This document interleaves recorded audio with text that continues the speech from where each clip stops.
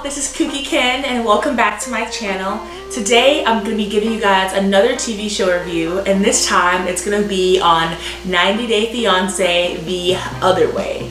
Now, usually 90 Day Fiance focuses on an American who falls in love with a foreigner overseas and then brings them back to America using the K-1 visa, and then they have 90 days to get married.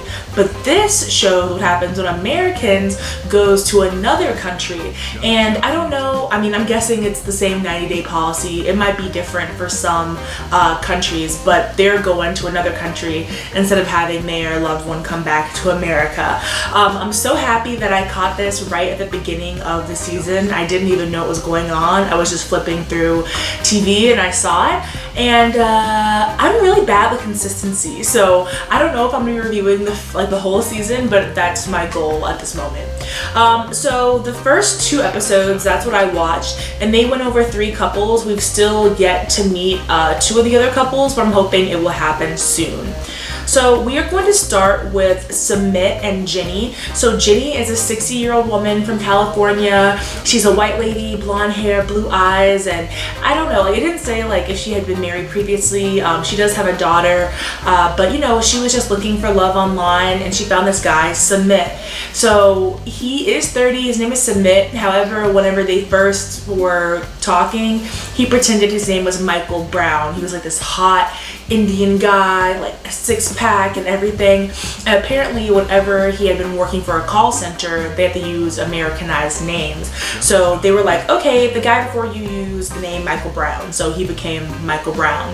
Within 4 months in, he realized how much he loved Jenny and he told her who he actually was. Now, he actually flew her over to India, but his parents didn't want him to get married to her because she's older and everything, but they're in love, so she's finally like committed to it. Whenever she got her visa in the mail, she literally started crying because she was like, oh my god, I didn't think I was gonna get my visa and we can actually be together. And her friends are really trying to dissuade her from going. They're like, what do you think you know, a 30-year-old man wants with a woman twice his age? He probably just wants to use you for citizenship, even though she's going over there. And it's like, oh, you know, he's just gonna use you and then he's just gonna drop you. But they really seem like they're in love. And then they interviewed him and he was like, oh, when I saw Jenny, I liked her big blue eyes and her smile, and she said I was adorable, and no one's told him he was adorable, not even his mother. So it seems like they have a pretty good relationship.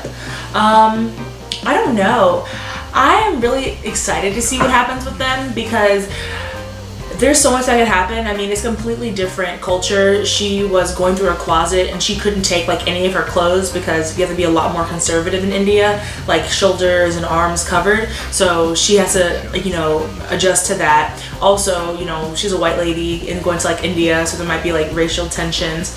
And then also like financial troubles. She only has $6,000 to her name, which I thought was kind of strange, like for an older woman, but she seems sort of like a hippie type, so maybe she didn't have a steady job or something. But she has $6,000 saved. And he was like, oh, that'll last you like 6 months in India because it is cheaper, but you're still gonna need to find work. So she has to coordinate getting a work visa and all of that, and it's just a lot going on. So that was Jenny and Sumit. Their story was pretty tame starting off, but I feel like there's gonna be a lot of stuff going forward because literally whenever these people go to another country, they have to sell all their stuff. Like, they're leaving behind their life in America to move somewhere else permanently. So that is a lot going on. All right. Oh, so we talked about 4 couples. We're gonna talk about 4 couples. The next couple is Tiffany, who's 27. She's from Maryland, and her boyfriend Ronald. So Tiffany's really cute. She's a plus-size girl, so I was like rooting for her. She's a makeup artist. She's really cute, and I was like, okay. And she went on a vacation to South Africa like a couple years ago. A couple years ago, and she met Ronald and they fell in love. It was like love at first sight, and they were talking, and that night he took her to this view, like this spot overlooking South Africa, and they kissed for the first time, and it was like really cute. Tiffany, she seems like she's like a well-balanced girl. She has her stuff going on, but one of the things about her is that she had her first kid, or she only has 1 kid, but she had her son at 18, but she didn't even know she was pregnant. She got her period every month, and she didn't really gain any weight, or you know, she wasn't really showing.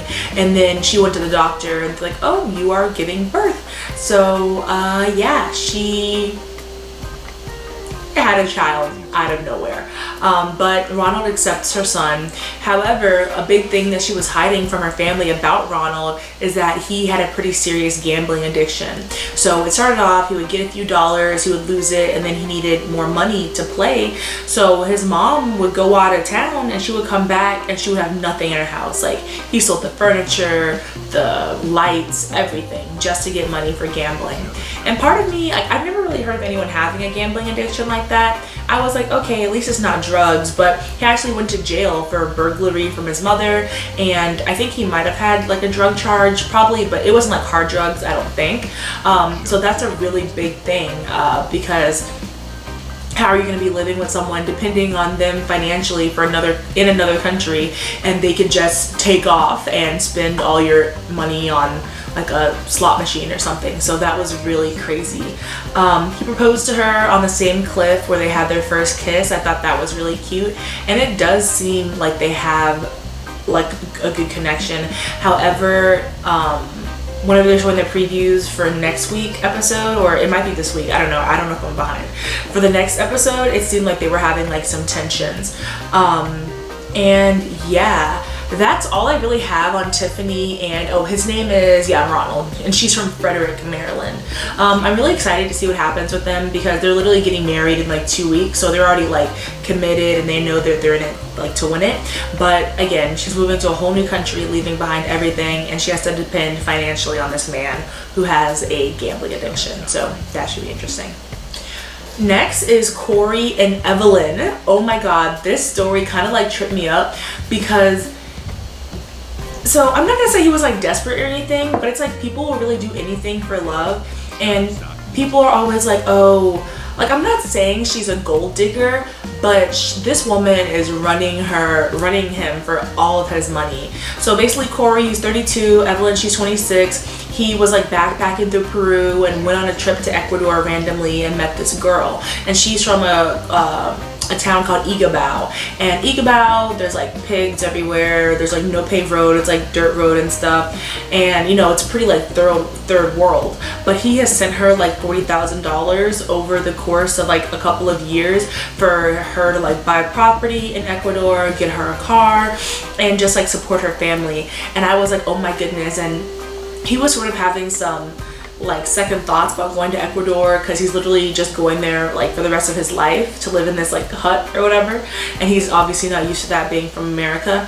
And she was like, look, I'm not saying that you have to move to Ecuador, I'm just saying that if you want this relationship to work, that's what you need to do. But in my mind, it's like, girl, he already gave you his entire life savings, so what is he just gonna do? Like, just, you know, she knows that she's kind of like trapped him in at this moment, and it was just sort of crazy.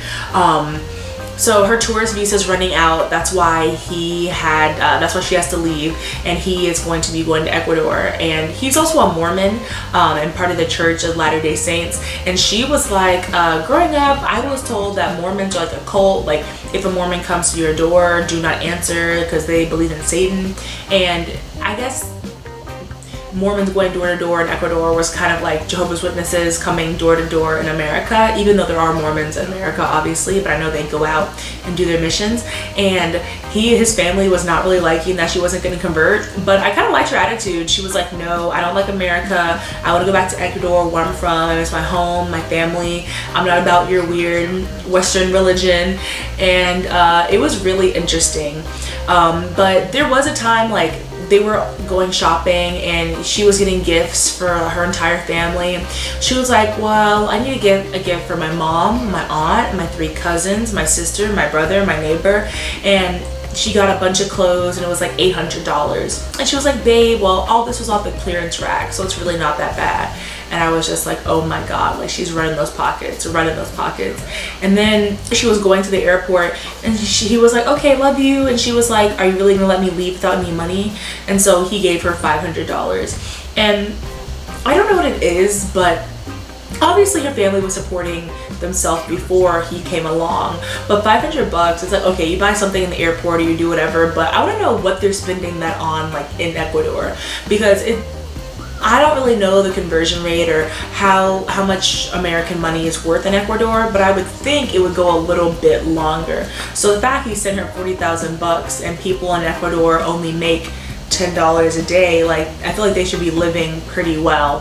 And also he's trying to make a lot of money before he goes to Ecuador, and she's all like, oh, I don't know if he'll really be able to provide for me because he's not going to make the same amount of money as he is in the States. And I'm just like, girl, you're telling him to leave America, so what do you expect from that?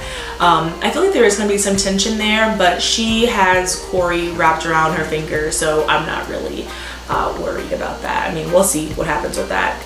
Yeah, he spent $30,000 on properties, $2,000 for a cocktail bar, so maybe that's some sort of business, and then $6,000 for a car, and that was a lot. And she says that she really wants him to learn Spanish. She wants him to assimilate into the Ecuadorian culture. She's not going to be his translator, and I kind of like that. She was like, yeah, I want you to move down here, but you know, if you're going to move down here, you really need to be a local, you know, you need to speak Spanish and interact with people, because right now they don't really know what you're about. So I think it'll be interesting to see how he's going to acclimate. And then our last couple is Paul from Louisville, Kentucky, and Karine from Brazil. So I'm not sure how they met. Oh, he met her on a dating app, and then he flew to Brazil to see her, and they actually got married in Brazil. And then she got pregnant, but she had a miscarriage, and now she's pregnant again. However, during their marriage, she was sort of having like an online affair or something, and so he wanted to get a paternity test to see if the second baby was his, but then he was like, no, I'm gonna believe her. And this story is just such a mess, and Paul himself is a mess. So he works on like a farm shoveling cow patties and stuff, and so he doesn't really have enough money to be making this like international move. And so I was like, okay, maybe we should figure out like a way to make you more financially stable before you move. But then they showed this clip where he was telling Karine he had a criminal past. So he went to jail for arson, and his ex-girlfriend has a restraining order against him. So first off, he doesn't speak Portuguese or anything. They're kind of just communicating through Google Translate. So he like typed something on the phone and he showed it to her, and he literally ran away. He took off. He went off into the forest, and Karine was like, Paul just ran away into the woods like he's freaking crazy. And he was like, I'm no good for you, I'm no good for you. And she's like, I don't care, I love you. And there was another scene where Paul was talking about something that happened, and he just ran away from the cameraman. Like literally he just ran off. And I'm just like, what is going through this guy's mind? Like, he is kind of weird. So I'm glad he found him a little boo overseas, but there's a lot going on. And then he doesn't really have a lot of family support, but his mom was taking him to the airport, and it turns out there's an embargo or something going on in Brazil, so he could only bring 2 full suitcases, but he had like 5 boxes of baby stuff that he wanted to bring to Brazil because it might be really expensive over there, or I don't really know how it's gonna work. So they are screwed basically. And he was just, he broke down. He was like, Mom, yeah, you didn't even want me to go, now you're telling me what to do and blah blah blah. And he was like, what do you want me to do? You want me to leave the baby stuff? You want me to go to Brazil so the baby's born and there's nothing? There's no baby bed, no stroller, blah blah blah blah blah. And his mom was like, look, I don't know what you want to do. So I have no idea what he's gonna do, because he can wait a month and then bring all the other stuff when there's no embargo, but then he'll have to spend another however many thousands of dollars on a plane ticket, or he could just take 2 bags now and then be underprepared when the baby gets there. And I was thinking that you could just ship that stuff, but I know sometimes international shipping takes a really long time and things could get lost or broken, so I'm not exactly sure what is going to go on. Yeah, they communicate through Google Translate, and it's crazy. And his mom was just saying, you know, I'm really going to miss you, you know, she's kind of having like empty nester syndrome, even though this is like a 30-year-old man. So yeah, those are the 4 couples we've been introduced to currently on 90 Day Fiance the Other Way. We are still missing 2 couples. There is a woman who got pregnant by a Korean dude, and there's also a woman who's going to Qatar, I'm trying to say it correctly, Qatar or Qatar, and she's going there to be with him. So I'm really excited to see what happens with all these couples. There's 6 couples, that's a lot.